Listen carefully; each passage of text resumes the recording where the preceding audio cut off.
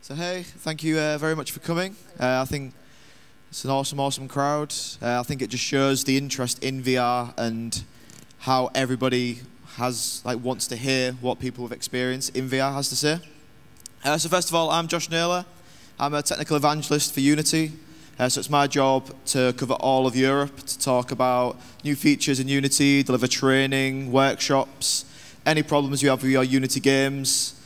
People come talk to me, and then I chat to developers, then they come back to me, and then I tell you. It works like that. So catch me wherever. You don't want to hear about me anymore. You want to hear about these guys. So we've got Brett here. We've got Sumili. We've got Rob. We've got Paul. And we've got Julie. And they can talk about themselves much better than I can. So I'm going to pass it on just to go down and talk about their company and what they're making currently. I'm Brett Durrett, the CEO of IMVU. We're a social 3D company. We've been around over 10 years, have over 100 million customers, registered customers. Our business is basically people log in, socialize with each other, and all the content in our spaces is built by our customers for our customers. So it's a very creative space. My interest in VR is actually very old, from finding Snow Crash and then immediately joining a virtual world company after reading it. So I've been doing this for a long time. Renewed interest, particularly with Facebook's acquisition of Oculus last year, and really seeing that VR could be a real reality at this point. I'm Samuli Jaskelainen. I'm from Mindfield Games Finland. We are a small virtual reality game startup located in Helsinki, Finland. And we are currently releasing our first VR game product this year later called Pollen. And it's a first-person exploration game. And whenever I'm not working full-time on VR with our company, I do a little game jam projects during my free time, so I have released something like 6 demos to Oculus Share already. Next to you. My name's Rob. I work for Fireproof Games in the UK. We made The Room and The Room 2 on iOS and Android. In VR, we've done a couple of things. We did a Gear VR game called Omega Agent, which is out now. It's about kind of flying a jetpack around an open world city. And we were also involved with we did a demo for the launch of the Vive for the announcement, based on our Room games. Hello everybody, I'm Paul Hollywood. I'm creative director at Starship. Starship is a digital media company again, based in the UK. So I've been making video games for 25 years, and we've just started to look at VR. Did our first VR product start of the year called Cybercook Taster, came out on Gear VR. And recently we've just moved our entire development over into pure VR development. Hello. Oh, I'm on. I can be really loud. Hi, I'm Julie. I'm also a game jammer like Samuli. The first time we met was at the assembly that UC from Unity is part of organizing, because he had a really awesome game jam game and we were giving a talk about it. I also do a game together with my team called Ragnarok VR. And then we also do a lot of game jams and VR jams, among others, called Shyla Games. So I think the first thing I like to ask people is, why is it different this time? I mean, there's plenty of been times where people have said, oh yeah, VR is going to be big, maybe in the 90s. But now, what makes it different this time round? What makes it's going to be, now is the time for VR? I think another big part of it is that the technology is there. So when you look at it before, like it really was, you'd see people in rooms with monitors that required big structures to actually even support the weight of things. Now we're looking at devices that are, a couple $100s that are going to be capable, and it's just getting better and better. Every month there's a new device released that's cheaper, faster, and actually delivering a better experience. And so we can actually deliver it now. Cool. So plenty of you guys will probably be making short demos, and you've probably seen like all the Oculus and all the other demos that are available, but the very, very short, maybe two to 5 minute demos.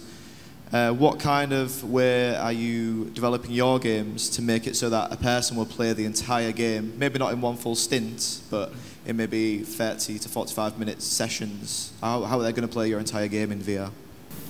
We're solving kind of a different problem. So our average session time is usually about 45 minutes anyway, but we're solving a social problem where how do I communicate with people? And you have this amazing experience when you sort of feel like you're in a 3D space and you're actually communicating with people.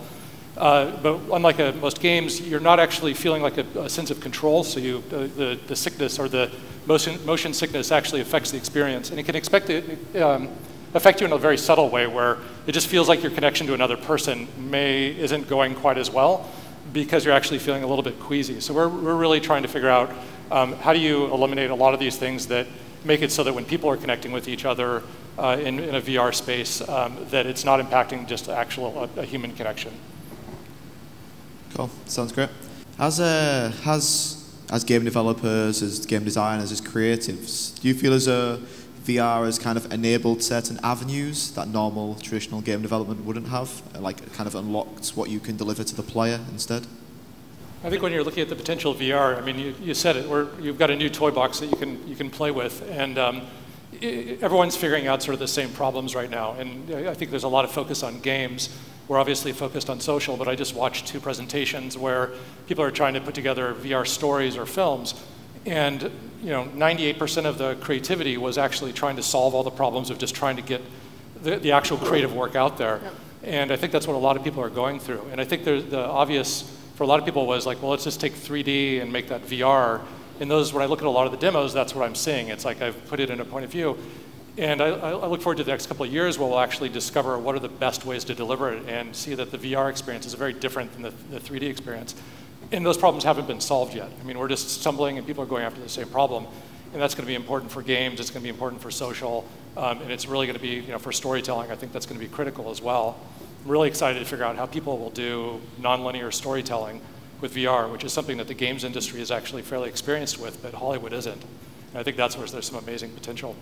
Basically, telling a story in VR, though, is the focus point. How do you get somebody to look at one part of a 3D scene if there's an actor or a piece of the story going on? So obviously, audio is really important in VR to get that spatial audio to draw attention, maybe lighting, and bringing attention to that point. But it's very interesting to make it an experience. And one thing I've been mindful of is when we're developing in the studio, is to make sure that your VR experience is designed for a couch or a sofa, because that's where people are usually sat down, not in a swivel chair in a development studio. So when you've got something going on behind, it's a lot of effort to sort of sit up and turn around and make sure you can draw the attention to that. So a lot of different things. So it's a toolbox, but there's also a lot of rules that are coming out now, a lot of things to be mindful of on making sure that you have a very compelling experience. But even with that storytelling, I think that's the baby step. So we're talking right now about how do I make sure that I'm in one spot and everywhere I'm looking is actually looking. But when you think about the actual potential of it,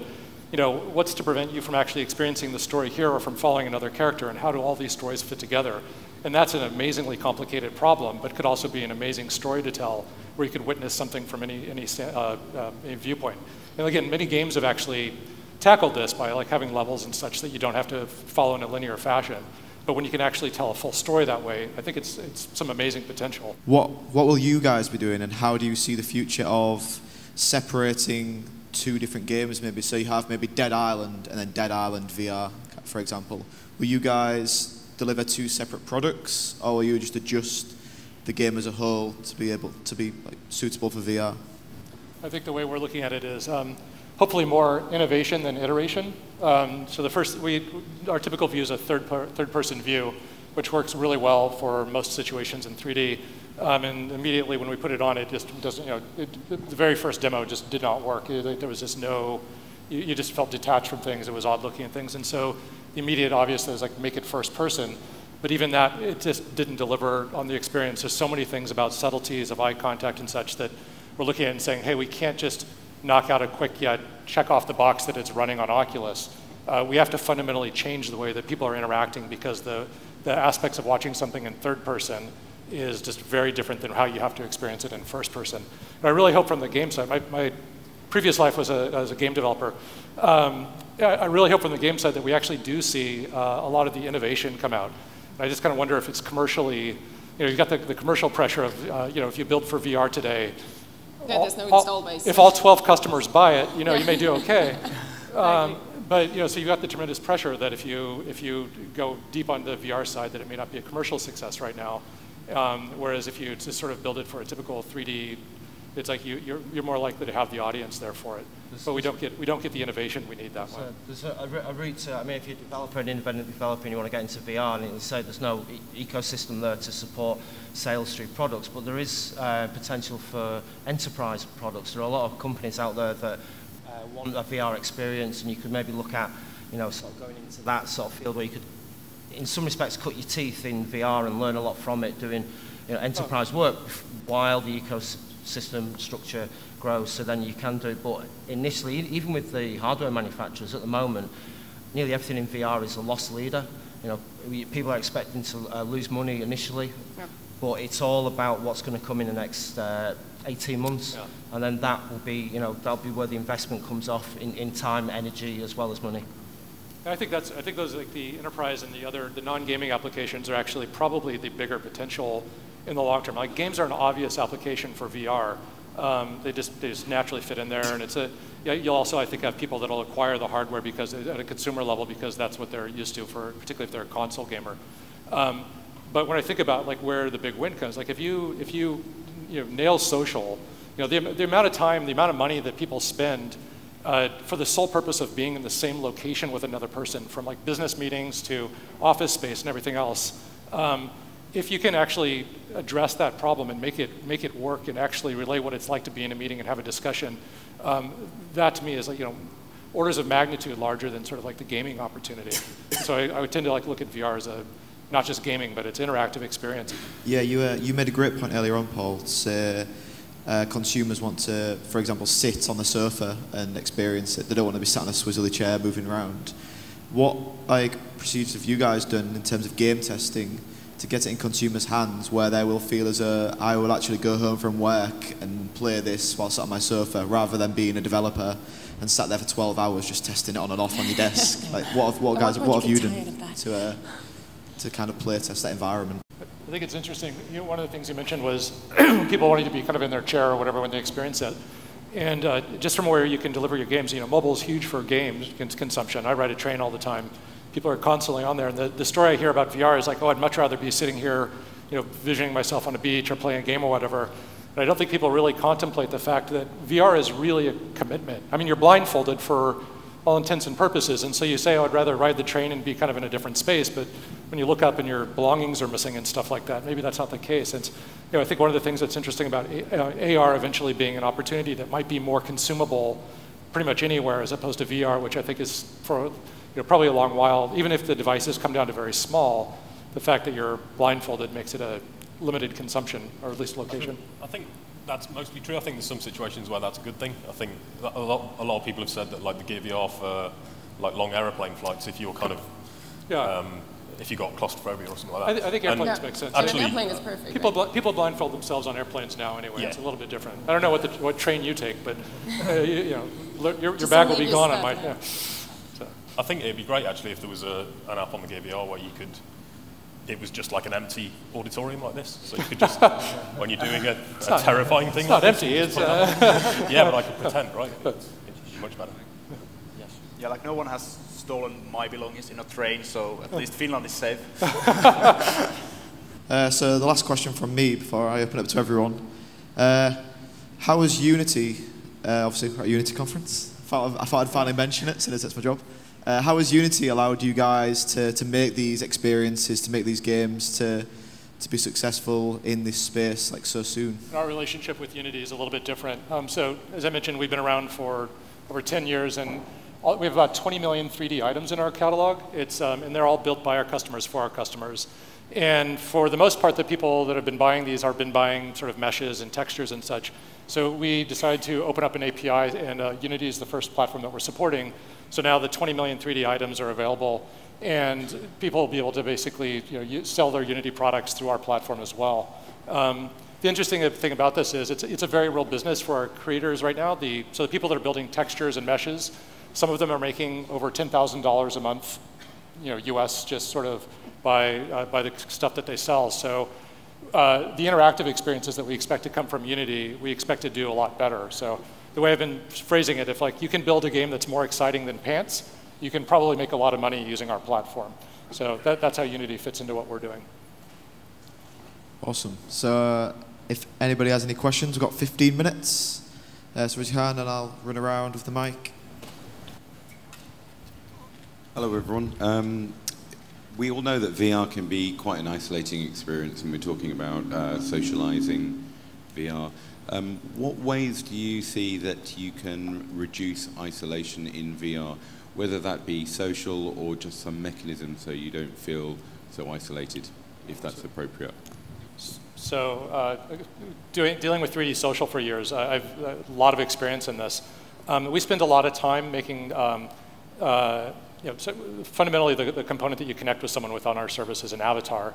And the thing about an avatar is it actually breaks down a lot of social barriers in the sense that it allows you a level of anonymity, but it also allows you to represent yourself as sort of maybe an aspirational version or how you want people to see you. So it eliminates a lot of like someone prejudging you, and then you feel safe in that environment because unlike Facebook or something, they don't necessarily have to see exactly who you are until you want them to.